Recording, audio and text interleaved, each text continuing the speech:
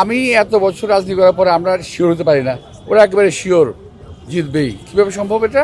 যারা নির্বাচনে জেতার কথা না, কখনোই না, আজকে না, শুধু আগামী 100 বছর নির্বাচনে জেতার কথা না, তারা জেতার কথা ভাবে কি করে? 17 বছরে অযত্নে ঢাকা শহর লালিত হয়েছে, অযত্নে। একটু নজর দিলেই এই জলাবদ্ধতা দূর করা সম্ভব, অসম্ভব কিছু না। এটা ইনশাল্লাহ দূর হয়ে যাবে। আমি করেছিলাম, আমি যখন ছিলাম তখন কিন্তু জলাবদ্ধতা ছিল না, কারণ আমি জানি এলাকার সন্তান হিসেবে কোথায় কেন কোন অসুবিধা হচ্ছে। তো সেটা দূর করা আমার পক্ষে একটা অসম্ভব কিছু না, কঠিন কাজও না, হয়ে যাবে এটা ইনশাআল্লাহ।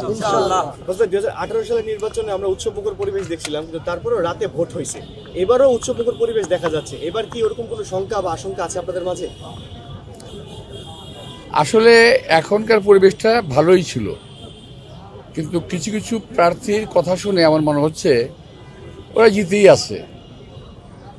এতে আমার সন্দেহ ঘনীভূত হচ্ছে যে ওরা নির্বাচনে একটা কারচুপি করার কিংবা ইলেকশন ইঞ্জিনিয়ারিং করার একটা চিন্তা ভাবনা তারা করতেছে।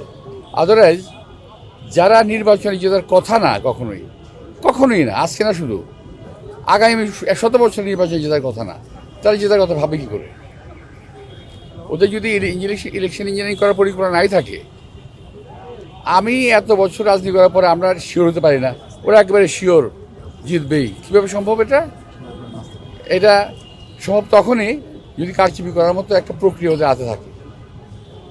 আমাদের জামাতের আমির যে বক্তব্য দিয়েছে যে নারীদের নিয়ে, সেই কটূক্তির প্রতিবাদে আপনার আজকে মহিলা দল সমাবেশ করছে, এই বিষয়ে আসলে আপনার মতামতটা কি? যে আমাদের আমির বলছেন নারীরা, কর্মজীবী নারীরা আসলে ক্ষতিটা, এরকম একটা উনি না, জামাতের আমির সাহেব এবার না, শুধু এর আগেও একটা মন্তব্য করেছেন কিছুদিন আগে। উনি পরপর দুবার কিন্তু বেফাস মন্তব্য করলেন নারীদের সম্পর্কে। তো এটার আমার কিছু বলার নাই। উনি একজন অভিজ্ঞ এবং বিজ্ঞ লোক। উনি বেসিক্যালি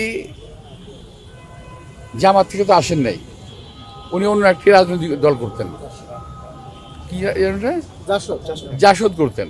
জামাত, আমির সাহেব, তারপরের ওনারা পরপর 3 জন আসছেন অন্য দল থেকে, এসে এখন ভাবসাবটা এমন, এই সমস্ত কথা না বললে তো মানুষ বুঝবে না যে ওনারা জামাত করে।